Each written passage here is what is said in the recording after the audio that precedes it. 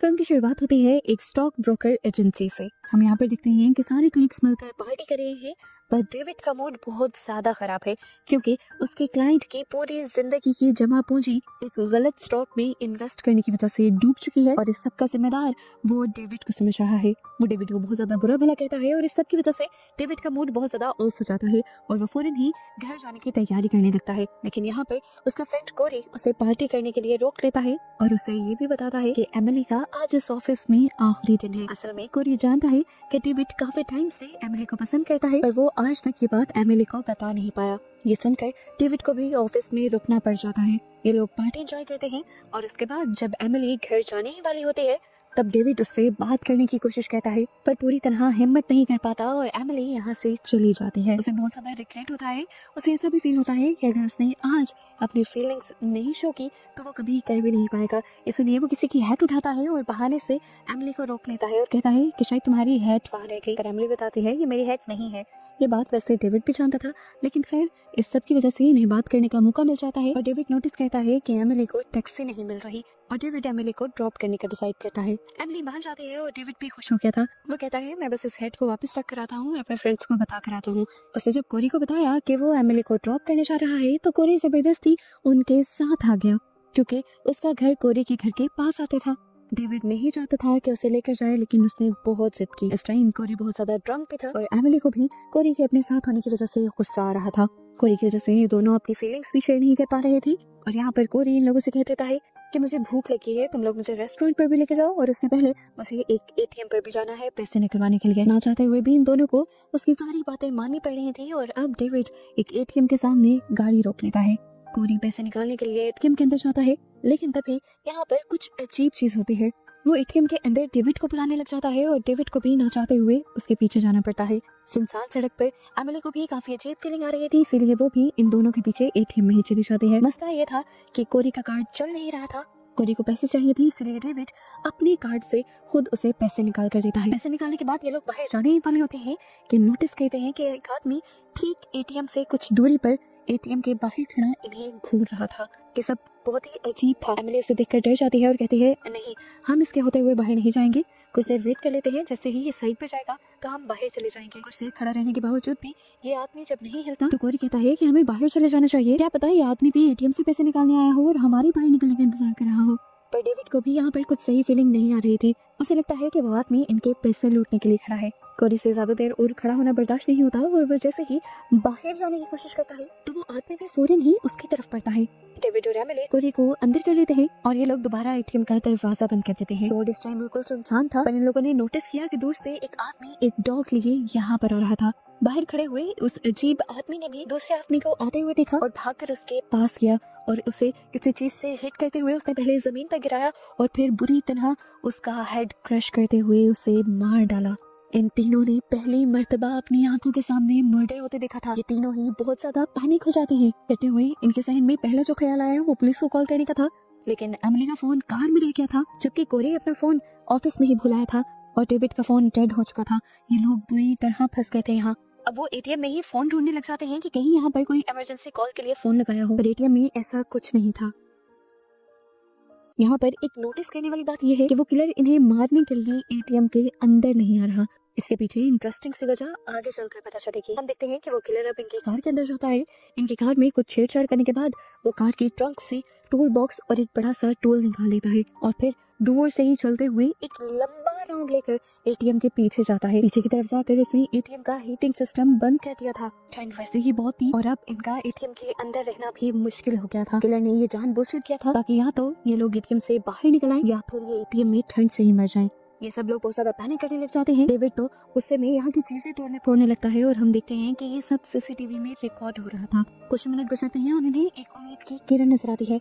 दूर से एक आती हुई कार इन्हें नजर आती है। ये लोग चिल्ला कर उस कार को अपनी तरफ अट्रैक्ट करने की कोशिश करते हैं, पर कार के दूर होने की वजह से ड्राइवर इनको सुन नहीं पाता। किसी तरह इन्हें यहाँ से बचना था, बाहर निकलना था।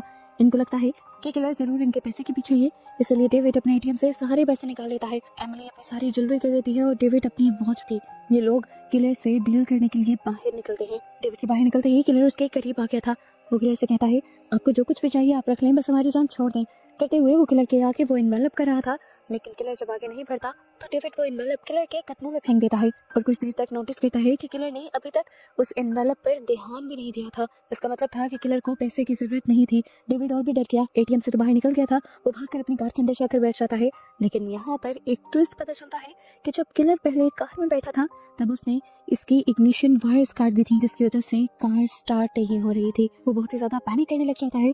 इसी दौरान उसे याद आता है कि एमिली का फोन यहीं पर था। वो पुलिस को कॉल करने ही वाला था उस फोन को उठाकर, पर तभी किलर वहां आ गया और उसने आते ही डेविड को पकड़ भी लिया। डेविड अपनी जान बचाने की कोशिश करता है और इस सब के दौरान उसके हाथ में मौजूद एमिली का फोन भी वहीं गिर जाता है। किलर भी उसे मारना चाहता था, लेकिन डेविड ने अपने आप को छुड़वा ही लिया और किलर के हाथ में रह गया बस उसका कोट। जल्दी से भागकर वो वापस एटीएम के अंदर आ गया और अब बाहर सर्दी में से आने की वजह से उसकी हालत भी काफी ज्यादा खराब हो रही थी। कोट भी उसके पास नहीं रहा था, इसीलिए एमिली उसे अपना कोट उतार कर देती है और उसकी हालत को संभालने की कोशिश करती है। बाहर हमें दिखाया जाता है कि किलर यहाँ से एमिली का फोन उठाता है और उनके दिए हुए पैसे और ज्वेलरी उठाकर उन्हें की कार की डिक्की में डाल देता है, जैसे उन्हें इन चीजों से कोई मतलब ना हो। वो सिर्फ इन्हें मारना चाहता था, ये नहीं, वो एक साइकोपैथ था, एक दिमागी मरीज जिसे लोगों को मारने में मजा आता है। काफी देर तक ये लोग दोबारा एटीएम के अंदर फंसे रहते हैं और फिर एमिली के दिमाग में एक आइडिया आता है और वो अपने लिपस्टिक के जरिए एटीएम के ग्लास पर हेल्प लिख देती है। लेकिन यहाँ से जब कोई गुजर ही नहीं रहा था तो हेल्प करने के लिए कौन आता। ये लोग अब पीछे की दीवार को तोड़ना शुरू कर देते हैं ताकि वहां से बाहर निकल पाए, लेकिन वो दीवार सीमेंट की बनी थी और ये लोग बाहर नहीं निकल पाते। तभी अचानक से एमिली के दिमाग में एक और आइडिया आता है। उसे याद आता है कि ये उसका एक कानून है। उसे याद आता है कि जब भी एटीएम के अंदर रॉन्ग पिन डाली जाती है तो सिग्नल्स फौरन पुलिस को जाते हैं, क्योंकि अक्सर चोर भी ये सब करने आ जाते हैं। इस तरह शायद पुलिस को सिग्नल मिल जाए और वो यहाँ पर आ जाए। वो अब डेविड का कार्ड डालकर उल्टी पिन डालती है। 2-3 मरतबा ट्राई करने के बाद डेविड का कार्ड मशीन में फंस जाता है और यहाँ पर एमिली को उम्मीद मिलती है कि हो सकता है सिग्नल्स पुलिस तक पहुँच गए हों। पुलिस के यहाँ आने तक भी इन्हें वेट करना था। इस टाइम ठंड इतनी ज्यादा बढ़ गई थी कि तीनों से सांस तक नहीं लिया जा रहा था। ये लोग अब एक दूसरे के हाथ रब करने लग जाते हैं और तभी यहाँ पर इन्हें फाइनली पुलिस कार आती दिखाई देती है। लेकिन पता चलता है कि इसके अंदर कोई शरीफ नहीं था, बल्कि एक सिक्योरिटी गार्ड था जिसके पास गन तक नहीं थी। वो ग्लास पर लिखा हुआ हेल्प भी देख लेता है और इनकी तरफ बढ़ने की कोशिश करता है, लेकिन इसी दौरान वो किलर भी उसके पीछे आ जाता है। ये लोग उसे वार्न करने की कोशिश करते हैं पर वो गार्ड उनकी बात समझ नहीं पाता और किलर पीछे से उसके ऊपर हमला करके दोबारा पहले वाले आदमी की तरह उसका सर क्रश कर उसे मार डालता है। दूसरा मर्डर देखकर तो एमिली का बिल्कुल दिमाग खराब हो गया। इस सारे हादसे ने उसके दिमाग पर इतना बुरा असर डाला था कि अब वो अजीबोगरीब बातें करने लगी थी। ये लोग पैनिक कर ही रहे थे कि इन्होंने देखा कि किलर अंदर आ गया था। इससे पहले कि किलर इन्हें मार देता है, ये लोग बिना सोचे समझे किलर के ऊपर हमला कर देते हैं। कोरी किलर को अच्छे से पकड़ लेता है, जबकि डेविड उसकी गर्दन के गिर्द एक वायर जोर से बांधकर उसे जान से मार देता है। जिसके बाद ये लोग उसकी आइडेंटिटी निकाल कर देखने लगते हैं और तभी इन्हें एक बहुत बड़ा शॉक ग्लास के बाहर देखने पर मिलता है। किलर वहीं पर खड़ा था और ये बेचारा आदमी जिसे इन्हें मार दिया था वो तो एटीएम से पैसे निकालने के लिए आया था। ये लोग अब बहुत बड़े सदमे में चले गए थे, क्योंकि जिस मासूम आदमी को इन्होंने मार दिया था वो मासूम आदमी कहीं बच्चों का बाप था और यहाँ जो कुछ हुआ था वो सारा सीसीटीवी में रिकॉर्ड हुआ था। और ये पॉइंट पे नोट करने वाला है कि कोरी ने सिर्फ उस आदमी को पकड़ा हुआ था, मारने वाला उस आदमी को डेविड ही था। दिन से यहाँ पर हो गई थी कि उस आदमी ने भी किलर जैसी जैकेट पहनी हुई थी। इस टाइम कोरी अब उस मरे हुए आदमी की जैकेट उतार कर पहन लेता है, जबकि डेविड अभी भी इसी तरह बैठा हुआ था और वो कोरी को गुस्से लग जाता है कि सब तुम्हारी गलती है, सब कुछ तुम्हारी वजह से हुआ है, ना तुम हमारे साथ आते ना हमें एटीएम पे रुकना पड़ता, ना ये सब होता। पर इस टाइम ऐसी बातें करने का टाइम ही नहीं था। लेकिन ये लोग बच्चों की तरह लड़ रहे थे। कोरी कहता है कि उस आदमी को मारने में तो मेरी गलती नहीं ना, उसका तो गला तुमने घोटा है। इन दोनों की बहस के बाद इन दोनों में हाथापाई होने लग जाती है। डेविड कोरी पर भारी पड़ रहा था, यानी डेविड उसे ज्यादा मार रहा था और ये सब भी सीसीटीवी में रिकॉर्ड हो रहा था। इस सब के बाद कोरी को बहुत ज्यादा गुस्सा आ जाता है और वो कहता है बहुत हो गया, अब मैं और यहाँ पर नहीं रुकूंगा। ये कहकर वो दोनों के मना करने के बावजूद बाहर निकल जाता है और एकदम से कुछ कदम चलने के बाद ही गिर जाता है। असल में यहाँ पर किलर ने ट्रैप लगाया हुआ था एक मेटल वायर के जरिए। इन्होंने देखा कि किलर भी अब कोरी की तरफ बढ़ने लगा था। डेविड उसे बचाने के लिए जाना चाहता था पर एमिली उसे रोक रही थी। कोरी उसका पुराना दोस्त था, अपने पुराने दोस्त के लिए वो एमिली की बात नहीं सुनना चाहता था, इसलिए वो एमिली को धक्का दे देता है एटीएम के अंदर। और जब हमें सीसीटीवी कैमरा के जरिए यही सीन दिखाया जाता है तो ऐसा महसूस होता है कि जैसे डेविड एमिली के साथ जबरदस्ती कर रहा है। लेकिन इससे पहले कि अब वो जाकर कोरी को बचा पाता, वो देखते हैं कि किलर ने बुरी तरह उसे मार डाला था। ये सब देखते हुए डेविड सिर्फ अपनी जान बचाने का सोचता है और वापस एटीएम में आ जाता है। वो बहुत ज्यादा डिप्रेस हो चुका था क्योंकि उसका सबसे अच्छा और इकलौता दोस्त मारा गया था और अब वो इस सब का जिम्मेदार अपने आप को मान रहा था। वो कहता है कि अगर मैं एमिली को अपने साथ चलने को ही ना कहता तो ये सब होता ही नहीं। पर ये सारी बातें बेकार की है। हमें दिखाया जाता है कि किलर कोरी की बॉडी से इधर उधर हो जाता है और ये लोग कोरी को हिलता हुआ नोटिस करते हैं, यानी वो जिंदा था किलर के हमले के बावजूद। इसीलिए वो दोनों जल्दी से बाहर जाते हैं और कोरी को उठाकर अंदर ले आते हैं। कोरी की हालत बहुत ज्यादा खराब थी, उसको बचाने के लिए उसे फौरन हॉस्पिटल ले जाना था इन्हें। ये लोग फैसला कर लेते हैं कि अब ये लोग किलर से नहीं डरेंगे और हर हाल में बाहर निकलेंगे। पर इनकी सारी सोचों से पहले ही किलर इनकी सारे प्लान पर पानी फेर देता है, डेविड की कार को एटीएम के दरवाजे के आगे लाकर एटीएम ब्लॉक कर ये लोग अब यहाँ के शीशे तोड़कर यहाँ से बाहर जाने की कोशिश करते हैं, पर ये ग्लास अनब्रेकेबल था, टूट नहीं सकता था।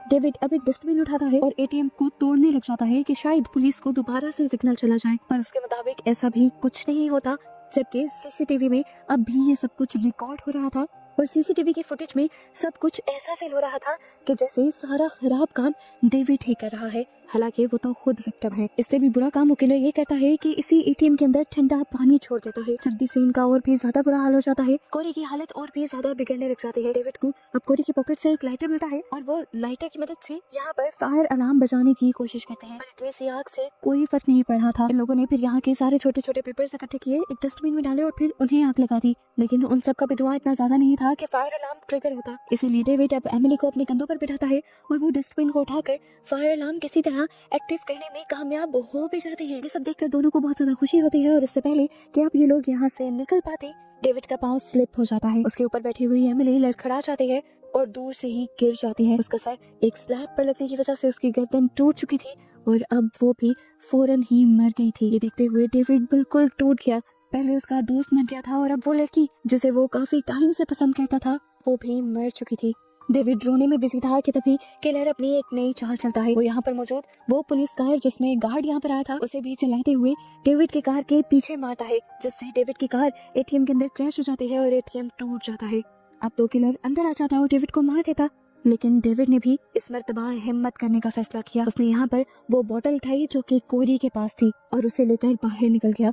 उसे यहाँ पर काफी देर तक तो किलर नहीं नजर आया, फिर उसे दूर एक चेयर पर बैठा किलर नजर आया। उसने उस बोतल के अंदर लाइटर चलाकर फेंका और उसे फेंक दिया बिल्कुल किलर के पास। किलर के पास एक धमाका हुआ और वहीं पर किलर जलकर मारा गया। लेकिन क्या किलर से जीतना इतना आसान था? देखने को मिला कि ये बॉडी उसी सिक्योरिटी गार्ड की थी जिसे भी किलर ने ही मारा था और किलर ने ये सब कुछ सिर्फ डेविड का ध्यान भटकाने के लिए किया था। अब यहाँ पर किलर उसकी तरफ पड़ने वाला था, लेकिन तभी पुलिस की कार यहाँ आती दिखाई देती है। इतने सारे जो एटीएम से रॉन्ग सिग्नल्स इन्होंने भेजे थे वो अब काम कर रहे थे और पुलिस इस टाइम बहुत ही गलत टाइम पे आई थी। पुलिस को देखते ही किलर तो छुप जाता है, लेकिन डेविड बुरे हालात में पकड़ा जाता है। डेविड ने पुलिस को सारी बातें बताने की कोशिश की थी कि किस तरह ये सब कुछ हुआ था, लेकिन जब पुलिस यहाँ का सीसीटीवी चेक करती है तो उन्हें ये सारा सीन इस तरह का दिखाई देता है कि इसमें किलर कोई और नहीं बल्कि डेविड है, क्योंकि सबसे पहले एग्जॉस्ट होकर एटीएम की चीजें तोड़ने के साथ उस शरीफ आदमी को भी डेविड ने ही मारा था और उसके बाद एमिली भी डेविड की वजह से ही गिरी थी। इन सारी चीजों को देखते हुए डेविड ही एक मर्डर लग रहा था और किलर तो यहाँ कैप्चर ही नहीं हुआ था। और यहाँ आकर रीजन रिवील होती है कि क्यों वो किलर एटीएम के पास नहीं आ रहा था। वो साइकोपैथ था, लोगों को मारना उसका रोज का काम था। उसे अच्छी तरह से पता था कि उसे अपने खिलाफ किस तरह सबूत मिटाने हैं, इसलिए वो एटीएम के करीब नहीं आया बल्कि एटीएम से दूर ही खड़ा रहा ताकि एटीएम के कैमरास में वो कहीं भी कैप्चर ना हो सके। अब क्योंकि एटीएम के कैमरास के अंदर किसी भी किलर की पिक्चर दिखाई नहीं दी तो पुलिस को डेविड की कहानी पर यकीन भी नहीं आया और इस तरह डेविड बेवजह पकड़ा गया और अब वो अपने ना करदा गुनाहों की सजा पूरी जिंदगी जेल में काटेगा, इस दुख के साथ कि उसके 2 अच्छे दोस्त उसी दिन उसी की वजह से मारे गए थे। और बस यही सब दिखाते हुए ये मूवी यहाँ खत्म हो जाती है।